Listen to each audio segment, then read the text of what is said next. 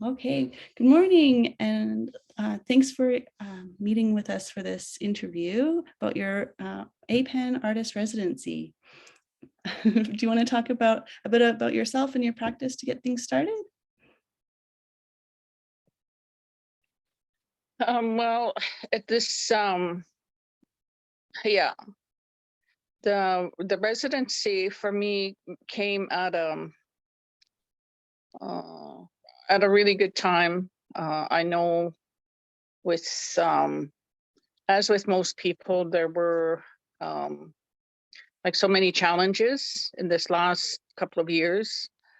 Um, I I live here in Standoff on the Blood Reserve, and the the COVID virus has affected many members of the community.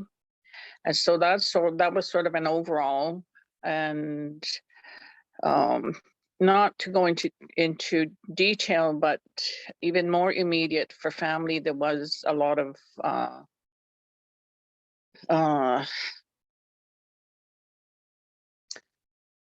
I don't know the word to describe it, but anyway, when the residency came along, it was, I guess, like a haven, I guess, to go to, just in the way that I could use this time to make art. And I knew there was almost like a structure in place. And so what I had been doing is there had been other projects that I had been working on. But having the time, to really focus at different times of the day or the week, to work on that. I don't know the pronunciation, but I think I've heard it used a couple of different ways, but a respite or respite, anyhow, a rest from what all was going on. Like a lot of times it seemed like chaos. Yeah. And so it really helped me in my practice, in that I was able to allow myself to focus on that. And especially with the one project that I was working on, it's actually the invitation for this exhibit came around the same time or just before. And I had been working on this idea of beading a cord, a rope. And so I had tried it on, just like a necklace length, and just some other, different, maybe a couple of different colors and stuff. But that was a method that I had been wanting to work on. And so once I got into it, it became very, it was almost like medicine, because you could sit and when you start, you would think about all the things that are going on around you. But you sit and then you pick up some beads, and you're winding it around the cord, and you barely move like a 1/4 inch at a time. And pretty soon, it felt calm, and there was an order to things, just from the very actions I was, doing. So initially, with this residency, I think too, it was very fitting that when we first spoke, that you talked that it was about caring and about care. Yeah. And so that really fit. It really fit for me. And it's I think with even with I guess, I don't know if political is the right word, but even with the atmosphere of like art institutions in our country in this last couple of years, how well different places have taken different stances or responses, and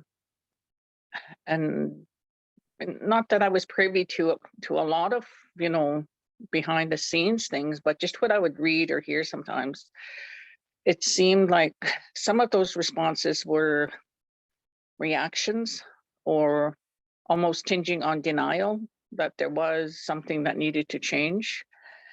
But with this, you know, the focus on caring, and care, you know, and there was no no parameters, I guess, that were asked or put in place. You know, it was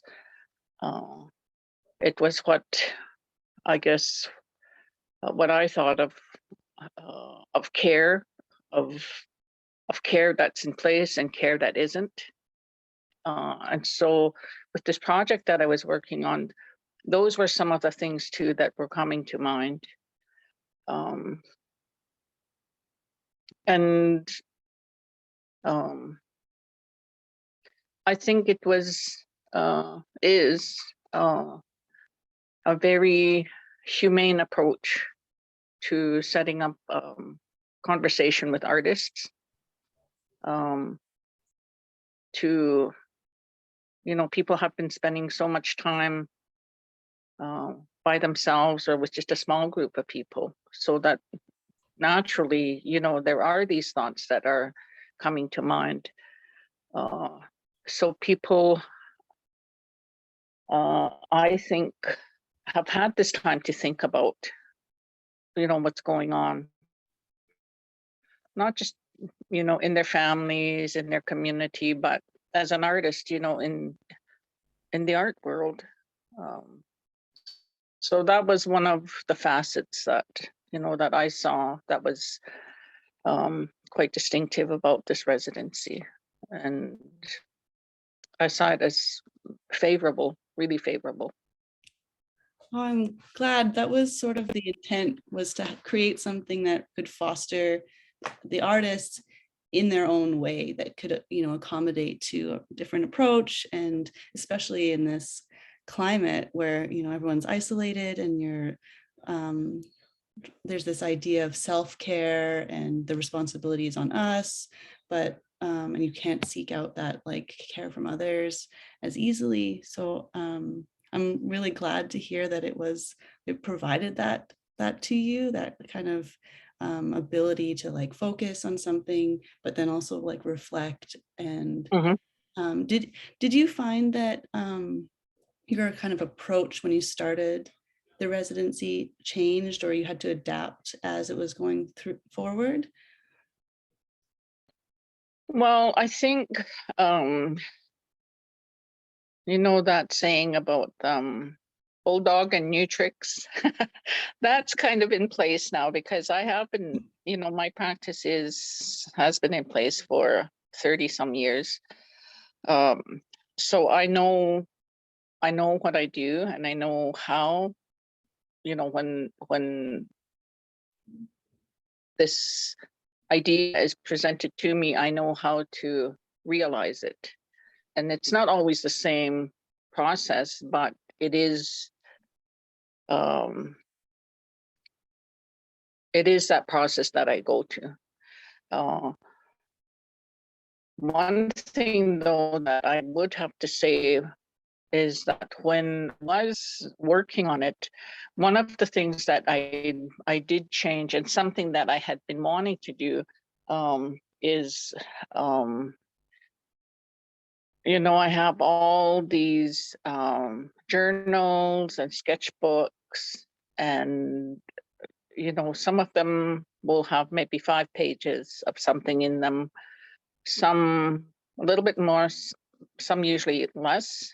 And so I think it was always that, you know, being attracted to that page, and it it's making you think, oh, you're going to fill this, it'll be just busting with, images or text, and that those lies that you tell yourself. Yeah. Anyhow, I have a lot of those, and so a lot of too what I had been doing was my my family knows this about me, that I'm forever reorganizing or rearranging, and so I'll take out all these things, and then then you get stumped all over again, and just maybe seeing, this pile of 10 sketchbooks that some are from the 1980s. They do have stuff in them. They do have ideas that I'm not going to throw that book away just because it's not full. And some of them are the start of some things that were realized. But for the other work that was in the exhibit in Vancouver, it was all these small drawings or just gestures, and they were all on different pieces of paper. And for me, that was, I guess, a bit of a breakthrough in my thinking about, keeping these bound books so precious. And so what I started to do is I'm taking out the pages that have been done, and I'll just put them together. Not in any chronological order, I don't think, but just, I guess, to get rid of that, that accusation, I guess, that these stacks of books, represent, that, we're waiting kind of thing. So, Right. so that was really freeing, that, and that's something that goes way back to, I think it was my first year in at the art college, and I had excuse me, I had a drawing instructor, and he would have, I think he was pretty much like an old hippie, but he was such a smart man and kind. And one of the exercises he did was have us work on a drawing, and he called them sustained drawings. And then at the end, he told us, okay, well, tear it up. And, that really had an impact on me, that, that you maybe give something a status, that you impose the status on something. And so this really kind of feels similar to that, to that action, to say that, okay, well, I'm not destroying these images, but I'm going to take them out of these books. And however, if they end up in a box, or if I start a new book, the other thing that would be taking place is that in my process with working with multiples, which is something I haven't done with these old drawings, is that I'll be making photocopies of them, and then from there kind of opening the door to, where would they go? What would be the next treatment of them? Would the scale be different? Would it be on cloth, or, so there's these, all these possibilities now. So that was kind of a change too that took place. Yeah. Oh, that's great. I love how it can kind of like shift things slightly, and then Yeah. opens up so many possibilities. Oh, that's great. Do you find that like before the residency, like the ideas of like care for the process of creating your art, like you were thinking about caring for like time and space and relationships, like has that been a part of your practice, or is that something that was kind of like we were focusing more on during the residency at all, or? It's always been in place, because you know, you have to have that relationship with your art. And so it's not that you can, you know, open the door to the studio and you're in, you know, the land of unicorns and you start making art. So it's, you know, that has to be in place, especially with, you know, I'm going to be 70 in a couple of years. That's So it's you know, some certain things have been in place about my practice, about my process, and they do shift from time to time and they do evolve. But there always has been a relationship between me and my materials, me and my ideas. Um, and some years back now, it's a change that did take place was that um, my children and my grandchildren, you know, were included in that art making process. Not all of them, but some, you know, so that you know, we not that we really talk about the process, but you know, in depth, but um certainly in at the stage where installation takes place. And so we talk about, this is, you know, this is the space it needs, or this is the relationship it needs to the space that it's going in. So those kinds of conversations have taken place. And you know, there's that, and there's also that I use their images in my work as well. Like for an installation called Calling Stones, most of those little acetate figures that were, you know, landing from space, those were all taken from family photographs. So there was babies, there was old people, some were random, some were just people that you know, I took a photograph from my hotel room in Vancouver and Chinatown, and in Calgary, just walking along the street. So there was a mix, but uh, a lot of it, you know, my family does figure into the actual imagery. Yeah, that's great. Did you find, excuse me, during, like, I know with the pandemic, there's like restrictions and we kind of have cohorts and you know, having that ability to like still see people. Were you able to like have your family like sort of work on process or like work with you during the residency, or was there an opportunity for that to happen as well?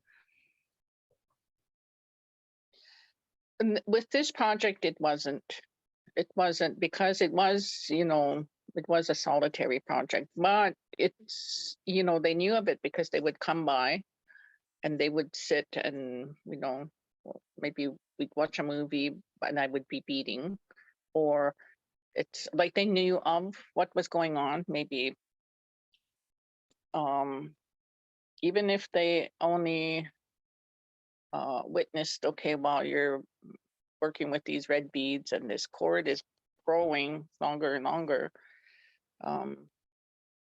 So not for this particular project. And I'm not saying that it happens like with every project, but when you know, when it calls for it, yeah, for sure. And of course, you know, here in our community, there's safety measures are very strict, and they have been since the pandemic. And so we've always kept these cohorts. So it's maybe 4 or 5 people that, you know, come into the house here. So, Well, that's and nice. I don't drive and I don't own a vehicle, so it's you know, it falls on my daughter or my son to drive me around to pick up supplies or stuff. So I hasn't been a total hermit existence, thankfully. Yeah. Oh, that's good. I feel like it's hard to like not be a hermit right now to avoid risk and stuff. Um, do you think that, like, would you typically like try to use your work as a way to like kind of like respond to,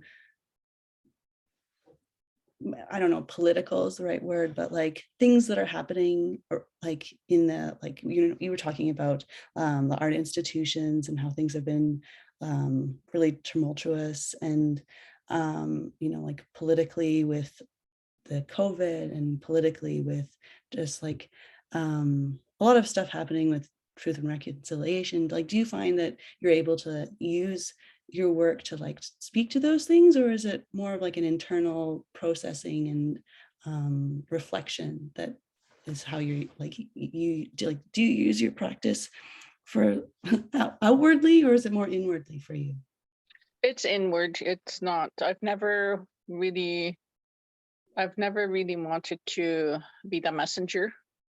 I observe, but there's enough people out there that have, and those experiences, they're so individual, and it doesn't make sense for me to be another voice, and um that was one of the other things that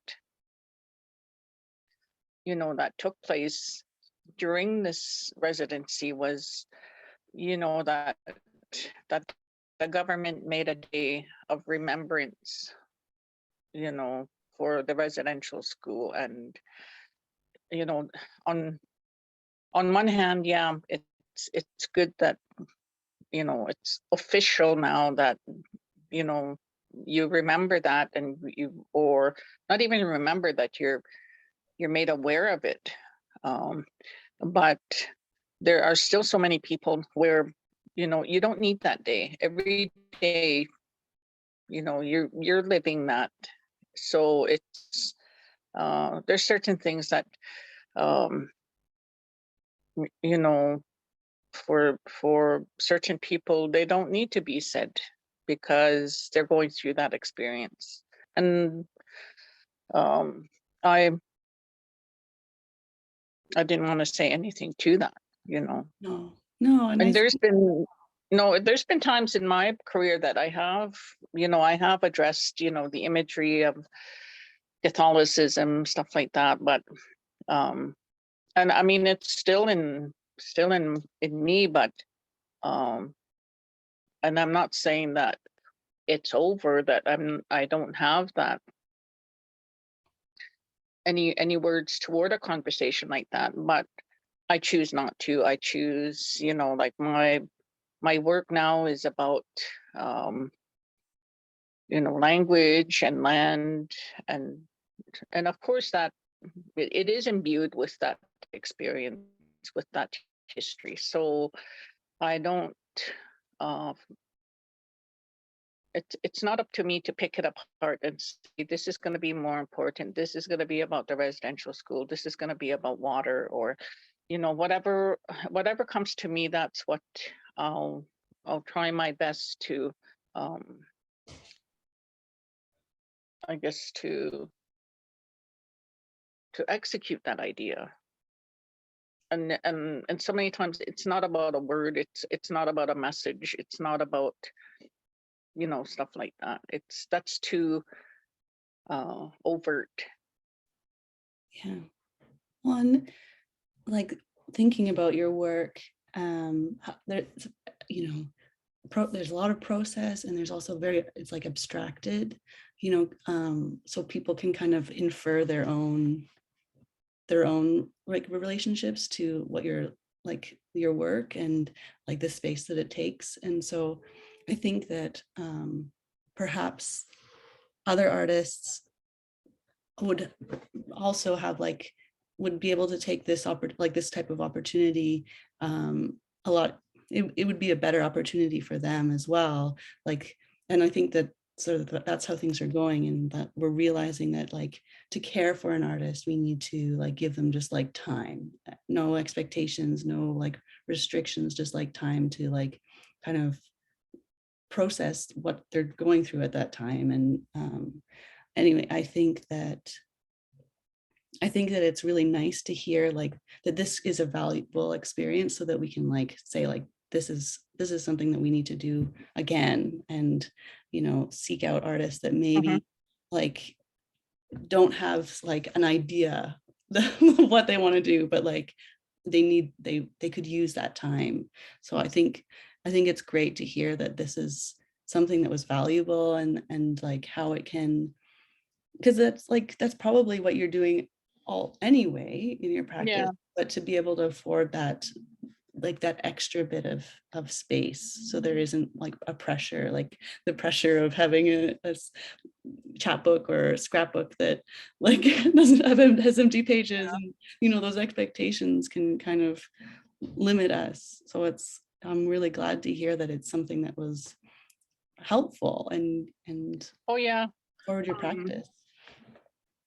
the other aspect that that I wanted to bring up is that the fact that I didn't have to leave my home to go outside of the home, leave the cats and not see the grandkids, or for 4 months, that it was, there's such an autonomy about it, that well, first of all, you're not supposed to be traveling because No. of the virus, but that aside, that I think really uh, puts in a comfort zone, and I know some artists, they would prefer to have a space that's maybe separate from the daily goings on, but um, for some, like for myself, I live alone, and so there's not really, I can't say there's any distractions that keep me from making art in the home. So even that, I mean, if that I was able to stay in the community and you know continue to see my family, and um, that worked well as well. Yeah. Well, and it's something that I hadn't really like seen myself, but because of the pandemic, because we need to stay home, we were like, oh, well, obviously it should be a remote residency, but maybe Yeah, it can inform future residencies where like there isn't a need to be in that same space as whomever is providing the residency, or I think a lot of people need to like be at home for whatever reason, so it could provide more. I think also for like, say, for a collective, even to make that, give them the opportunity to work in their own community, still work as a group, uh instead of having that extra blip where they have to all meet at a certain place and then make their project. To me, it makes sense that, especially with a lot of um, projects now are community driven, and so it doesn't make sense to have the residency remove them from the community, Right. but continue that support within, to afford them that support in the community. Yeah, I think I hope that's the way things are moving, is that we're kind of realizing that like artists can be in their community rather than transporting them into someone else's community, because they don't have that connection. And perhaps learning about someone else's community is it's valuable as well. But I think yeah, if we've learned anything, it's that like there's a lot to say when from your own your own home and from your own community. Yeah. Well, I'm glad it was helpful, and we were able to support you. It's been a really interesting opportunity and experience from my end. So I thank you for participating and and doing this with us.